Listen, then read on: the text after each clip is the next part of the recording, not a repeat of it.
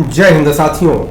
मित्रों, आज मैं आप लोगों से बात करूंगा कि जो सरकार की व्यवस्था है, सरकार की व्यवस्था में जो मंदिरों के अगल बगल की दुर्व्यवस्था है उसके बारे में हम चर्चा करेंगे। बहुत छोटे से वीडियो में आपसे बात करेंगे, आप इसको बहुत ध्यान से सुनिएगा और समझने का प्रयास करिएगा कि अगर हम असल में सनातनी हैं या अगर हम असल में भारतीय हैं तो हमें क्या ये समझना पड़ेगा कि जो भी व्यवस्था वर्तमान समय में चल रही है या पहले से चलती आई है, क्या वो सही है सनातनियों के लिए या भारतीयों के लिए। आप किसी भी भारत के किसी भी मंदिर पर चले जाइए, बहुत अपवाद में किन्हीं मंदिरों को छोड़ दिया जाए तो आप देखेंगे सभी मंदिरों पर अक्सर देखने को मिलेगा कि मंदिर से 100 मीटर 200 मीटर दूर पर दारू की दुकानें हैं, मतलब शराब की दुकान है, या तो देसी शराब की दुकान या विदेशी शराब की दुकान। देसी और विदेशी शराब की दुकान से हमको मतलब नहीं है, मतलब शराब की दुकान से है। तो क्या सरकार इस बात को बताएगी कि दारू पी करके मंदिर में जाना है या मंदिर से निकलना है तो प्रसाद में दारू लेना है?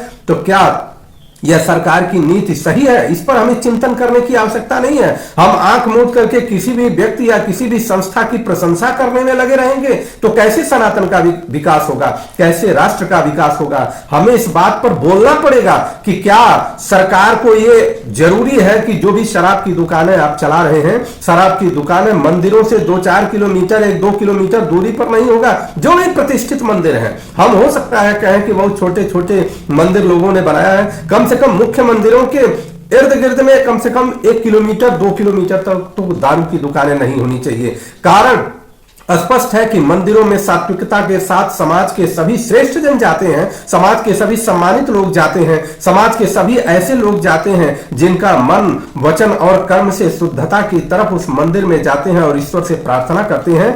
तो क्या दारू पी करके जाएंगे या दारू निकलने के बाद पिएंगे, या कुछ ऐसी व्यवस्था तो नहीं हो जाएगी कि दारू पीने वाला वहीं बैठा रहेगा और उनको तरह तरह के विभिन्न प्रकार से परेशान करने का काम करेगा? इस पर चिंतन सरकार को जरूर करना चाहिए कि दारू की दुकानें, पहले तो यह है कि हमारे भारतीय सभ्यता में हमारे श्री रामचंद्र जी श्री कृष्ण भगवान के जो सभ्यता है, सनातन की सभ्यता में शराब तो प्रतिबंधित है। और किसी भी, अगर आप बौद्ध का, आजकल बौद्ध लोगों का बहुत सारा चीज देखेंगे तो उसमें भी है कि कम से कम शराब वो नहीं पिएंगे। किसी के भी सभ्यता में शराब प्रतिबंधित है।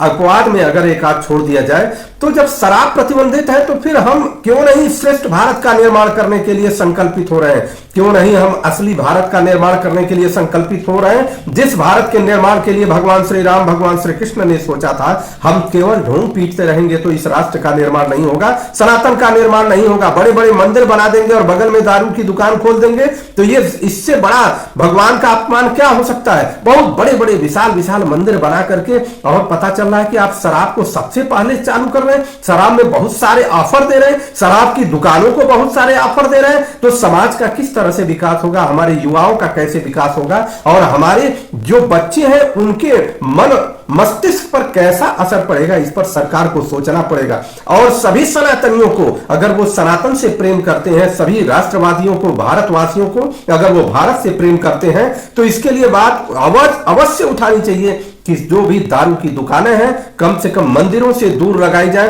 बंद कर दिया जाए, प्रतिबंधित कर दिया जाए, वो तो ठीक है। लेकिन अगर उतना नहीं कर पाते हैं तो मंदिरों से बहुत दूर होना चाहिए, जिससे मंदिरों की